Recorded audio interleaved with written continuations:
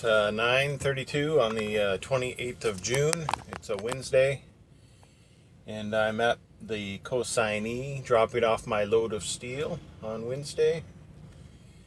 It's actually rather cool outside. I don't know what the temperature. I'm gonna guess 60 something. And I was able to hook up my camera and show you a full untarp load. You know, me untarping all my tarps, because the benefit of this video is I have 2 steel tarps and 2 canvas tarps and a sheet of plastic covering everything, so there's a lot of untarping footage. And we'll see how that turns out. Hopefully it turns out well, and which you'll see right after this segment is done, and then we'll see what we get next. All right.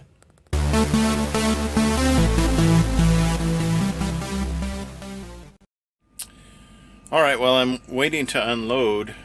I figured I would share with you the next greatest thing to slice bread. And it's this water bottle my wife got me. It's may look, let me set that up there. It may look strange, and there's floaties. And it's called a infusion bottle. Yeah, it's just a fancy term for, hey, you can put fruit in your water. And I fill up the center container. I've put lemons in there because I'm a citrus kind of guy, because hello, I've been drinking Mountain Dew for like 20 years. And I think this may be the trick for me to get off of Mountain Dew permanently, because I've been off over a week. It's been a week and a half, which is probably my longest stint of going without Mountain Dew. And with this, I think it won't be a problem. And I will probably have to put a link to this in the description below the video, so you know where to find this one, because it fits perfectly. Well, I wouldn't say perfectly, because inside there's a little lip for those coffee cups that fit inside that little lip. But I mean, a good chunk of it fits in there, and it's pretty stable, and it's out of my way for all the buttons I need access to. Some may be saying, what in the heck is this thing up here? Well, this is a stopper. It's already corked, but if you were to shake this water without holding down on this, water kind of comes out. So they built this thing to where you can press down on it, shake up your water if it's getting, low, to get some more of that fruit juice in there. Whatever may be your favorite. On the pictures they show people putting in like raspberries and blackberries and all kinds of stuff, whatever flavor floats your boat or your water cup.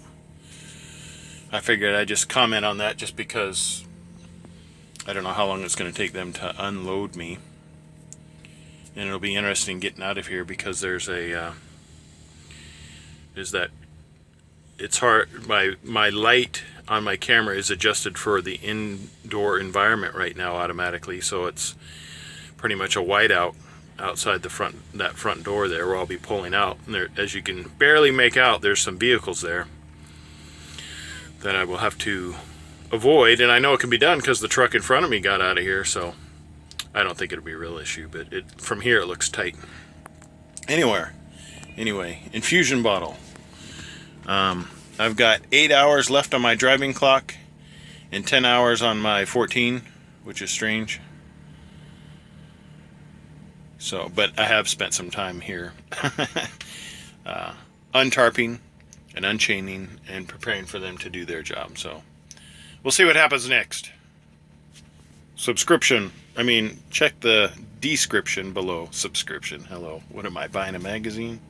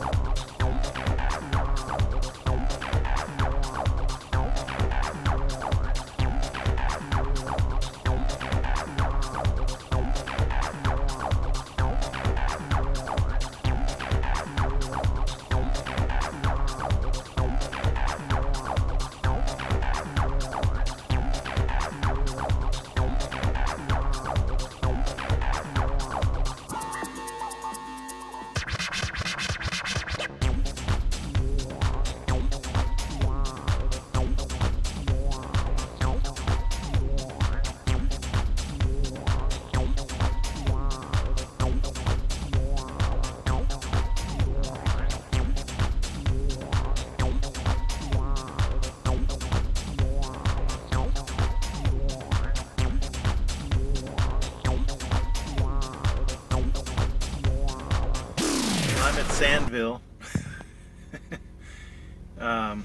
Actually, of the one weekend I got a load over the weekend is where I'm at right now in Roberts, Wisconsin. The Flying J truck stop I stayed at is like a quarter of the mile down the road. I have 5 hours and 29 minutes left in my day, according to my 14-hour clock. So I potentially have 4 hours and 58 minutes to drive. And it's going to take 4 hours and 36 minutes to get there. So the potential of me getting there, because they do have parking at this consignee, I have the potential of parking at the consignee tonight before I run out of driving time, which is the goal for today. Though it doesn't matter. But I try to, I want to use up most of my driving time actually driving. The part we don't like is when our 14-hour clock eats into our driving time, and then it's less potential income for the day since we are paid by the mile. You got trucks coming in, picking up truckloads of sand, and probably like this one, dropping off a truckload of sand.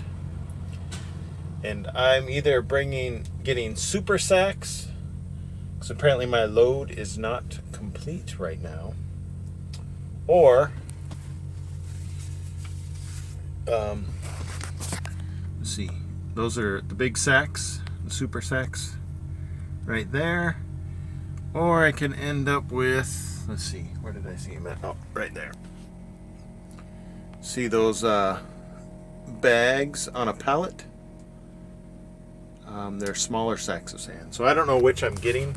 I'm assuming it's the super sacks because they're not ready yet. And last time I was here that my load wasn't ready, that's what they filled up and put on my truck. And they've got pallets laid out on the ground. Let's see, zoom in here for you. There's a truck getting loaded with sand, but that's where they filled up the super sacks where that tube comes out. And they got a bunch of pallets lined up, I'm assuming, for maybe the load I'm taking. And it may be a specific mixture of sand, because this is where I brought black diamond sand from. And when I got to the consignee, they asked me what kind of sand I had. God, I'm not a professional sand guy yet. Though as much time as I've spent in the desert, you would think I was a professional by now, but I didn't know there was more than one type of dirt. But apparently the last time this consignee got this sand, it had some kind of material in it that was hazardous to them in the method that they were using it for, which was for sandblasting. Let's see. I'm getting 7 pallets, which isn't very much. Looks like I'm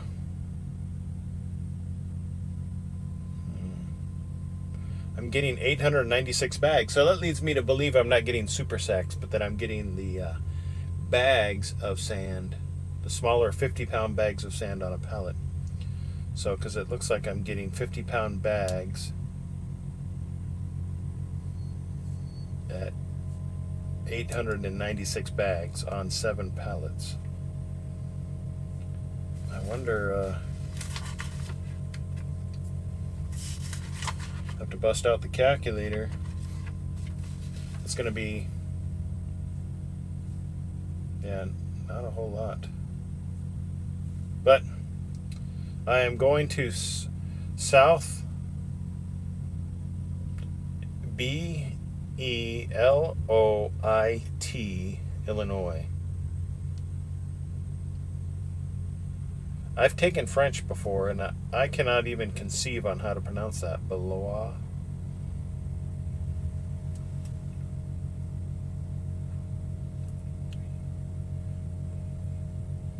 Beloit, maybe? South Beloit, Illinois? Because the T is silent, would be silent in French. So maybe it's Belle, and then OI is we. The T is silent, so Beloit. Maybe I did figure it out, because I'm smart like that. Alright, let's load the stuff up. It is time for an update, because I'm still here. It's 5:15. I have 2 hours and 15 minutes left on my clock. I've been here for 3 hours and 38 minutes. But my my appointment time was at 3 o'clock, so I've actually been, I guess, on the clock or countable hours for 2 hours and 15 minutes. So I've now hit the detention mode. Let me step out here and show you how this is going. There are 60 bags to a pallet, and from what I understand, they're filling them right now as we go. So what's been going on is every 15 minutes or so they come and bring out a pallet, and I throw a strap, tighten it up, go in, take a nap.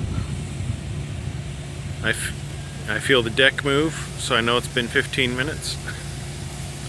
So I wait, because it takes 2 of them, and once there's 2, I come out, throw a strap, tighten it up, go back, take a nap. I mean, I've run out of things to do to pre-set up everything.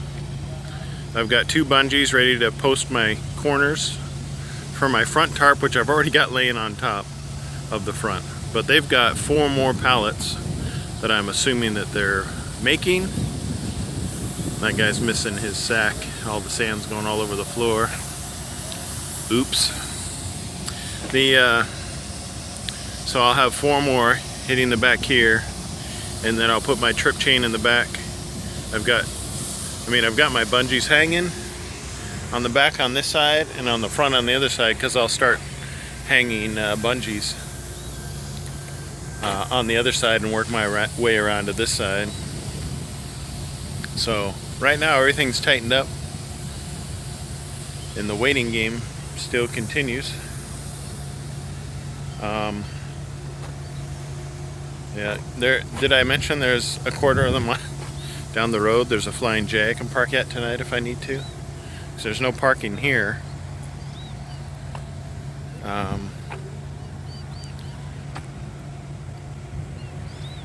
So this is what I've been looking at for the last 3.5 hours. There's some man-made hills right there. That's pretty cool. There's some more man-made hills, so I mean, I'm into mountains, so that keeps me happy. And I come out and I stare at my truck every once in a while. It's getting some bugs on there. In fact, I probably hit... I was going to take footage driving down the road in addition to the unload that's on today's tape, but I don't know if I'll get a drive today. So let's see, what was I gonna do? Oh, see, on the 18th. So I'm almost in the zone. Probably like Wednesday, I'll be allowed to get another truck wash. But let's see, today is Wednesday. What am I talking about? So after the 4th of July weekend, I'll be able to wash my truck. But the reason I think I haven't decided to tape this individual moment because of the wait time, but I think there's an impression out there that truck driving is 100% awesome 100% of the time. And that's not true. Truck driving is awesome, but it's just not 100% of the time. And that's what this clip is here to show you. That there are times where it's not going to be awesome. Not awesome. There's awesome and then there's not awesome. And this is the not awesome time. So, let's see. What does it say? So yeah, 3 hours and 43 minutes now. I'm working on like 20 minutes of detention pay. Staring at my mountains. There's 2 of them. If anybody's been to IUD, that might remind you of something. We called it the bra because they had this huge, in the middle of the military complex, they have these 2, well, it's one tent, big tent like structure for shade that folks can go to after their shift is over to kind of relax outside of their room without being crushed by the sun. And it's even though it's one structure, it's one tent or one covering, and they have 2 peaks, so they've named it the bra. I don't know. I didn't come up with that. That was existing before I got there, and it's been there for years, and I'm sure it's still there. But anyway, that's what those 2 gravel mounds remind me of. Just imagine that they're closer together, and that's kind of what it looks like. It's all white on the stark desert background. There's a lot more hills here than there is in Qatar, that's for sure. 6 minutes I've spent talking about waiting. I'm sure it was thrilling. Time to take another nap.